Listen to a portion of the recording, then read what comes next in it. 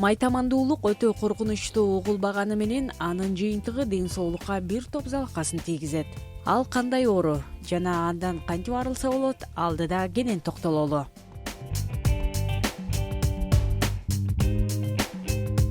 Майтамандуулук адамдын таманы жалпак болуп, формасынын бузулушу. Тамандагы чуңкурча жоголуп, басканда таман толук бойдон жерге тийип калат. Майтамандуулук 1 же 2 бутта тең болушу ыктымал. Ымыркай жаңы төрөлгөндө таманы түз жалпак болот. 2 жашынан тартып 7 жашка чейин таман сөөктөрү керектүү формага ээ болуп, таман чуңкурчасы пайда болот. Майтамандуулук бул тубаса болот, анан кийинчерээк пайда болушу болот да. Майтамандуулуктун өзүнүн 4 даражасы болот.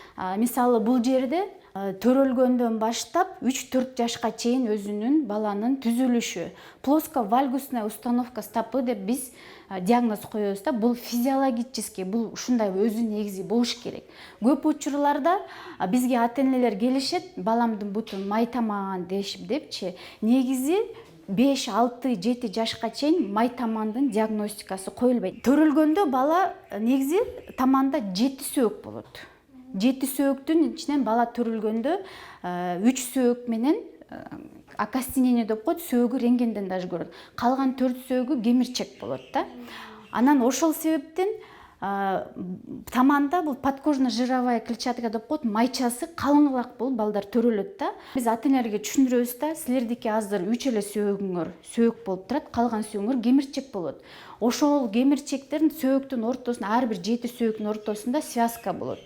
Бири-бирин кармап тура турганчы, ошоларды защищать этип, развивать кийинчерээк развивать эткенге чейин майчаларыңар болот. Ошол себептен физиологическая плоско-вальгусная установка стопы деп коебуз. 3-4 жашка чейин бунун түзүлүшүнүн формасы кандай. Анан 5-7 жаштан кийин уже свод стопы, анткени биз свод стопы деп коет, могул эмеси ийилип турган оймосу. Бул жер уже формироваться этилип башталды. Анан 8 жаштан 18 жашка чейин уже истинная стопа болуп формироваться этип баштады. Уже 7 жаштан кийин өйдө биз уже диагностиканы кое баштайбыз.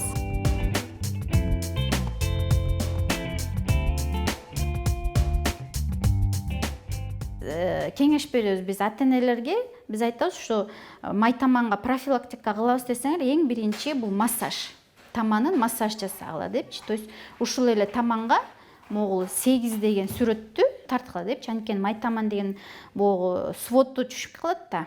Ошол эле ЛФКда упражнение, мондай упражненияларды көбүрөөк үйдөн энеси жаза берсин. Бул күнүмдүк эле иш, 10 мүнөттүк, 5 мүнөттүк иш эле да. Ушундай упражнениялар жасай бергиле дейбиз.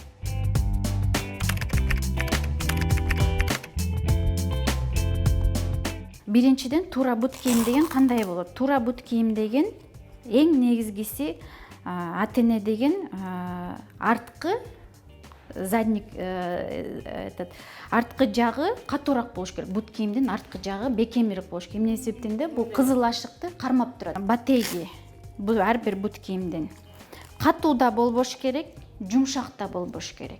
Эң негизги бут кийимден бул комфортный болуш керек. Узкий бут кийим болбош керек. Бут кийим кийгизип атканда ата-эне байкаш керек, что баланын манжалары түз жайгашкан, кенен жайгашкан, басканга удобный. Кичинекей да бут кийим кийискен болбойт, чоң да болбойт.